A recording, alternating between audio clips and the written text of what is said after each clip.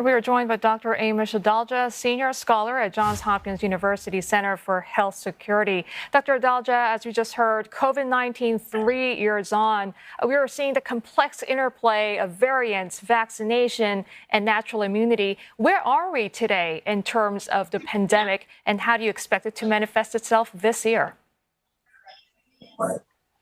I think overall we're in a very good place because what we have is a world population that has high access to vaccines, that have immunity from vaccines, from infections, from combinations of all of them. And we're seeing that really impact the ability of this virus to cause death and destruction in hospital capacity concerns in a way that it could, the way that it's so reminiscent of earlier. That's basically something that we've been able to erase because of science and technology. And I think this is where we're going to continue to be. COVID is always going to cause a baseline number of cases, hospitalizations, and deaths. But the bad old days when we had no tools and no immunity are likely something of the past. Undoubtedly, Dr. Adalja, great strides have been made in the fight against COVID. But talk to us about what the past few years have taught us about the confluence of politics, government policy, and individual behavior in pandemics. So we always have known that COVID-19 is a virus that has a case fatality rate maybe of 0.5%. It's not something that is as deadly as the 1918 flu, and certainly not as deadly as some of the avian flu strains we worry about. What we saw was an outsized influence. In the United States, over 1 million people died, not so much because of what the virus did, but because of how this became a political issue, how people's choices and behaviors were influenced by the politics that was going on, and the fact that there was not a proactive plan to deal with the virus. So, for example, in the United States and many Western countries, 2 to 3 months went by before there was actually action taken. And when the action was taken, it was very disruptive, very blunt, and that caused people to rebel against it. We anticipated that people were not going to be able to comply with the social distancing recommendations, the masking recommendations, and that really gave this virus more people to infect and eventually more people to kill. So what we really need to understand is that when the next infectious disease emergency occurs, it's going to be really critical to have good public health communication and to be proactive so that policymakers aren't left with just blunt tools, that they're able to do things that are targeted, that are the minimally disruptive.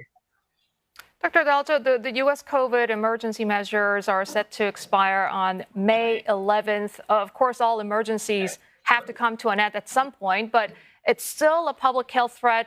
It still continues to disproportionately impact the poor and vulnerable populations. What would be the most effective way to have a soft landing, so to speak, as we move past the worst of the pandemic? I think the soft landing is what we already have. That means we have high-risk populations vaccinated or have access to vaccines. We have plentiful supply of antiviral drugs like Paxlovid. We don't have hospitals worried about going into crisis. We have a plentiful supply of home tests, and we've got a population that's learned how to risk calculate. So I do think that winding down this emergency by May 11th is a reasonable thing to do. I think that we are out of that acute phase in the United States, and I think that this can be handled like many other infectious diseases in the United States because of the strides that we've made. Dr. Adalja, you know, this is all going on with the debate raging still about the origins of COVID-19, whether it's a lab leak or a zoonotic spillover. How do you think that might affect the parameters of how the world goes on to prepare for the next pandemic? This is the biggest pandemic that we've had since 1918, with millions of people dead all over the world. And I think that how this started, whether this was from a wet market in some animal species that transmitted it to humans, or whether this was an accidental laboratory leak, has implications for how we prepare for the next pandemic. Because if this was an animal spillover event, we need to understand what that animal was, and we may have to adjust our behavior with respect to that animal. We may have to fortify wet markets so that they're not places where viruses can spill into humans. And if it was a lab leak, we have to understand what biosafety breaches occurred at that lab and how to prevent that from happening, because it's very important that people continue to do research on deadly viruses, but we want to make sure it's being done safely. So I think the origin is very, very important. And I think it's critical that China actually be transparent and actually help us understand the origin of the most deadly pandemic in over 100 years. Mm-hmm.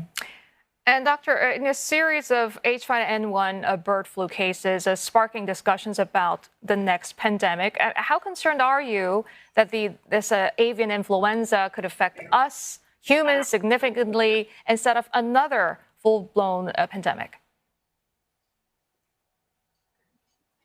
It's only a matter of time before we have another influenza pandemic, and it's likely to be an avian origin virus, just like 1918 was.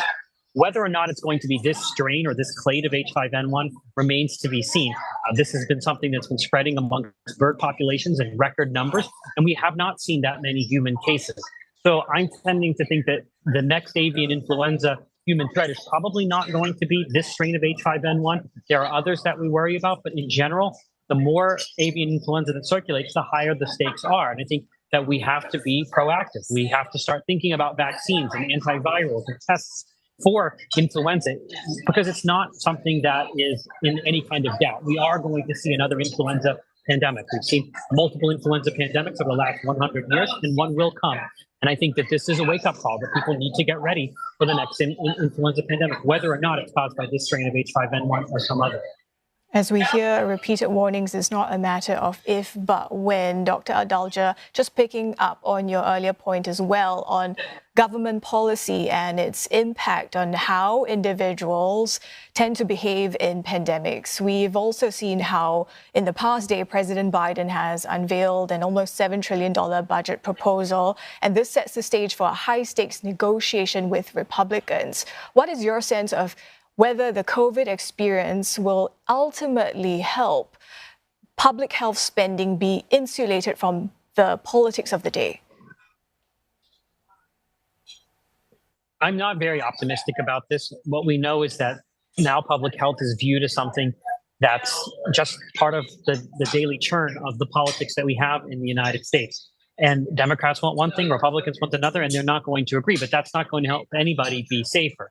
The new budget does call for increasing resources to the CDC, which I think is essential. But I'm really skeptical about insulation from politics now, because politicians have now used this as another wedge issue on both sides, Democrats and Republicans. And I don't see that going away. But what we do need is a proactive approach where they actually think about public health and health security the way they think about national security. That's what we've been asking for over 20 years, but it's very, very difficult to do that. And I think that's what needs to happen if the U.S. is going to be more resilient to the next infectious disease outbreak, because we can't have a repeat of COVID-19 or even a repeat of monkeypox and the calamity that occurred there. Yeah, Dr. Adalja, and you said in the past interview that you expect the 30th anniversary, the COVID-19 will still be a threat. So what do you think will be the best way to coexist with the coronavirus and protect oneself from it?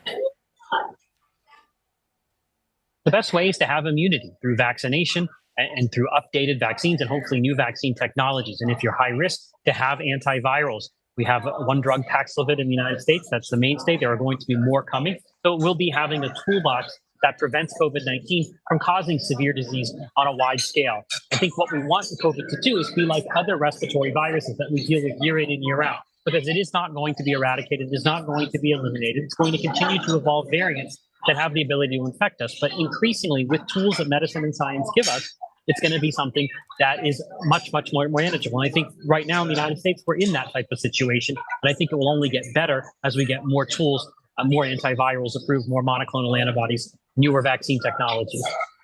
I appreciate your insight as always, Dr. Adalja. We're speaking to Dr. Amesh Adalja, Senior Scholar at Johns Hopkins University Center for Health Security.